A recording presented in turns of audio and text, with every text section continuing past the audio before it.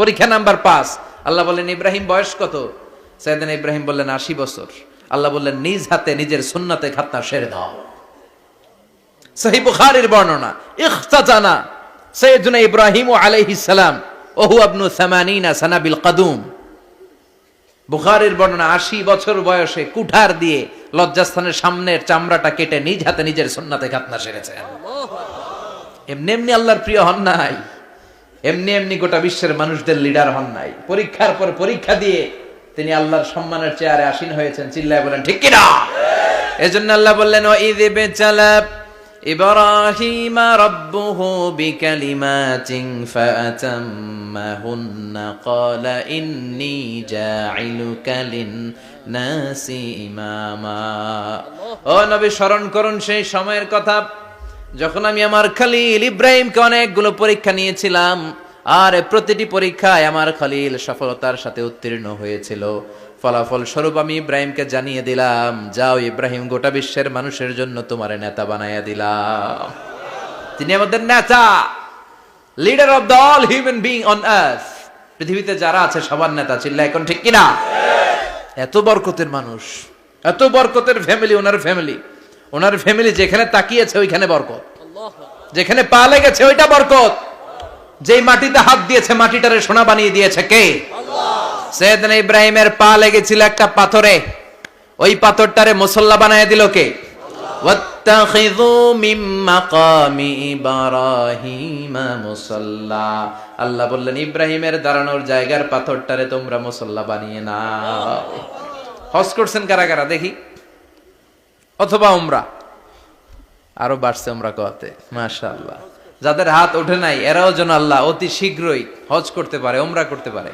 আমিন। আরে কি বরকতের জায়গা, আল্লাহ বারবার নসিব করো তুমি। আমিন। কি বরকতের জায়গা। প্রতিদিন 120টা রহমত নাজিল হয় এই কাবা ঘরকে কেন্দ্র করে। সিত্তুন আলী তাইফিন, 60টা রহমত যারা খালি তাওয়াফ করে।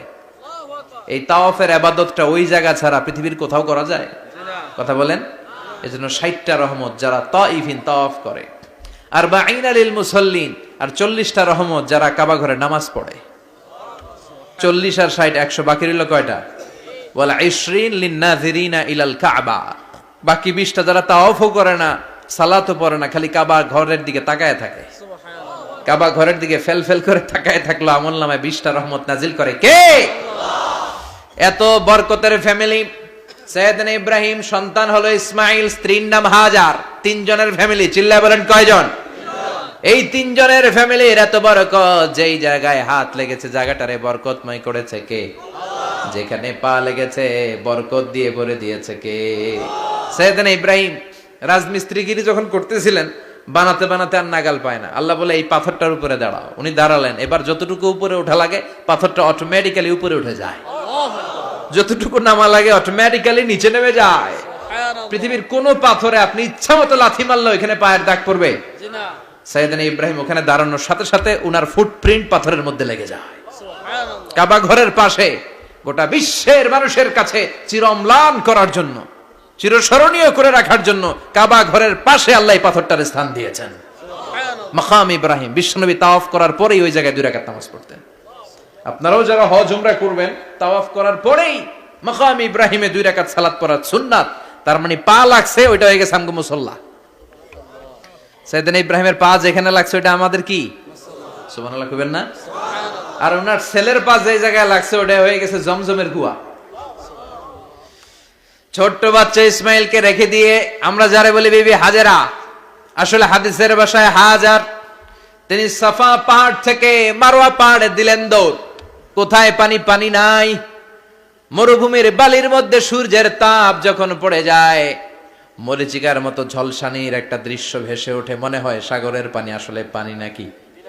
তিনি সাফায় যায়, যে দেখে পানি নাই। মারওয়াতে যায়, যে দেখে পানি নাই। পানির সন্ধানে হাজার আলাইহিস সালাম 7 বার 2 পাহাড়ের মাঝখানে দৌড়াদৌড়ি করলেন। ওই পাহাড়ের মাঝখানে এই মহিলার পায়ের ছাপ লেগে গেল। এই দৌড়াদৌড়িটা আরশের উপর থেকে আল্লাহ এত সুন্দর উপভোগ করেছেন। আল্লাহর কাছে এই মহিলার দৌড়াদৌড়িটা এত ভালো লেগেছে, কিয়ামত পর্যন্ত সব হাজীদের জন্য এই জায়গায় দৌড়া দৌড়িটা আল্লাহ ওয়াজিব করে দিয়েছে। এই জায়গায় দৌড়াদৌড়ি না করলে হজ হবে না, উমরা হবে না। এই দৌড়াদৌড়িটা, মহিলাটার স্যাক্রিফাইস, হৃদয়ের আবেগ আর ভালোবাসাটা আল্লাহর কাছে এত পছন্দনীয় হয়েছে, কিয়ামত পর্যন্ত আল্লাহ চান সবাই দৌড়াবে, আমি উপর থেকে দেখব। ওয়াজিব করে দিলেন। যার পা যেই জায়গায় লাগছে খালি বরকত। হঠাৎ কলকল কলকল আওয়াজ শুনতে পেলেন, সাফা মারওয়া থেকে দৌড়ে আসলেন কাবার কাছে। এসে দেখলেন ফেলে রাখা দুধের বাচ্চা ইসমাইলের পায়ের ধাক্কায় জমিন থেকে পানি বের হতে শুরু করেছে। কলকল কলকল আওয়াজ। ওনারা আরবি ভাষা জানতেন না। সাইয়েদনা ইব্রাহিম, ইসমাইল, হাজার এরা সুরিয়ানি ভাষার মানুষ ছিলেন।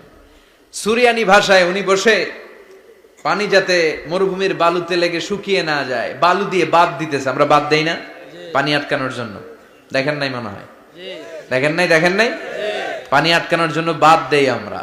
হাজার এসে বালু দিয়ে বাদ দিতেছে নিজে নিজে, আর নিজের সুরিয়ানি ভাষায় বলতেছে জাম জাম, মানে থাম থাম, পানি যাইস না তুই। জাম মানে কেফ কেফ, স্টপ স্টপ, থাম থাম, আরে পানি চলে যাস না, থাম থাম।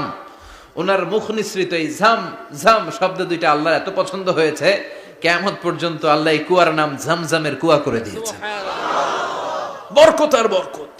ছেলেকে মিনার প্রান্তরে রেখে জবাইয়ের দৃশ্যটা আল্লাহর ভালো লেগেছে। কিয়ামত পর্যন্ত ঈদ উল আজহাতে সবাই আমরা প্রাণী শুইয়ে এরকম জবাই করব, এটা আল্লাহ ওয়াজিব করে দিয়েছে।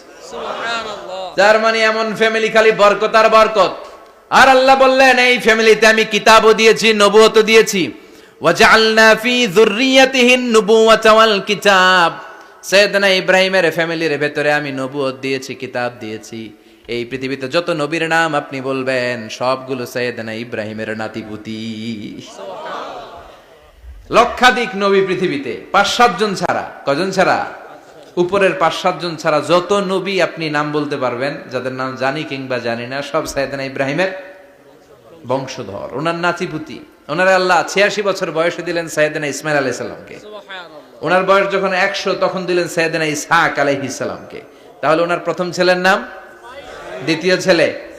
আওয়াজ করে বলেন, প্রথমটা দ্বিতীয়টা ইসহাক। দুর্ভাগ্যজনক হলেও সত্য, ইসমাইলের চেনে কোনো নবী আল্লাহ দেন নাই, কোনো নবী নাই। সব নবী এই চেনে হাজার হাজার লক্ষাধিক নবী খালি ইসহাকের বংশে নামে। এই বংশে কোনো নবী নাই। আর এই বংশের নবীরা প্রজন্মের পর প্রজন্ম একে অপরকে বলে যায়, সব শেষে কিন্তু একজন নবী আসবে, ওইটা হবে শ্রেষ্ঠ নবী, বিশ্ব নবী। ঠিক কি না? একের পর এক নবুয়ত আল্লাহ এই চেনে দিলেন। ইসহাকের চেইনে, সাইয়েদনা ইসমাইলের চেইনে কোনো নবী নাই। এত নবী এখানে এসেছে, এরা ভেবেই নিয়েছে ওই যে শেষ নবী যেটা শ্রেষ্ঠ নবী এটাও এখানেই আসবে। কিন্তু আস্তে আস্তে হাজার হাজার লক্ষাধিক নবী আল্লাহ এইখানে পাঠিয়ে সাইয়েদনা ঈসা আলাইহিস সালামের পরে আল্লাহ স্টপ মেরে দিলেন। স্টপ মেরে দিয়ে 570 বছর পরে শ্রেষ্ঠ নবীটারে আল্লাহ এই চেনে পাঠিয়ে দিলেন। এজন্য আমরা হচ্ছি বানি ইসমাইল। আমরা কি? বিশ্বনবী হচ্ছেন বানি ইসমাইল, বিশ্বনবী কি? আর এরা হচ্ছেন বানি Israil. Changing the leadership from বানি ইসরাইল টু বানি ইসমাইল। এজন্য অহংকারকারীদের পরিণাম শুভ হয় না। এরা নবী পেতে পেতে এই প্রজন্ম অহংকারী হয়ে উঠেছিল, আর গালি দিচ্ছিল এই চেইনটা আটকুরা চেইন, নবী আসার দিক থেকে এই চেইনে কোনো নবী নাই, সব নবী এই চেইনে আমরা পাই, আর শ্রেষ্ঠ যে নবীটা আসবে সেটাও এই চেইনে আসবে। আল্লাহ কয় না, আমি খেলা উল্টায় দিব, সব নবী এখানে পাঠালেও শেষ নবী আমি এখানে পাঠাবো না। শেষ নবী আল্লাহ তাআলা সাইয়েদনা ইসমাইলের চেইনে পাঠিয়ে দিয়েছেন। চিৎকার করে পড়েন আল্লাহু আকবার। পৃথিবীর সর্বশ্রেষ্ঠ 3টা ধর্ম, ইহুদিবাদ, খ্রিস্টবাদ আর ইসলাম, এই 3 ধর্মের উৎপত্তি হচ্ছে সাইয়েদনা ইব্রাহিম থেকে। এজন্য এই 3টা ধর্মকে একসাথে বলে অ্যাব্রাহামেটিক ফেইথ, কম্পারেটিভ রিলিজিয়ন। তুলনামূলক ধর্মতত্ত্ব নিয়ে যাদের পড়াশোনা আছে তারা জানবেন এই 3টা ধর্মই আল্লাহর দেয়া। কিন্তু ইহুদিবাদ আর খ্রিস্টবাদ আল্লাহর দেয়া শরীয়তের উপর চলতে পারে নাই, শুধু চলতে পেরেছে ইসলাম। চিল্লা এখন ঠিক কিনা? এই জন্য প্রতি নামাজে আমরা বলি গায়রিল মাগদুবি আলাইহিম ওয়ালাদ-দাল্লিন।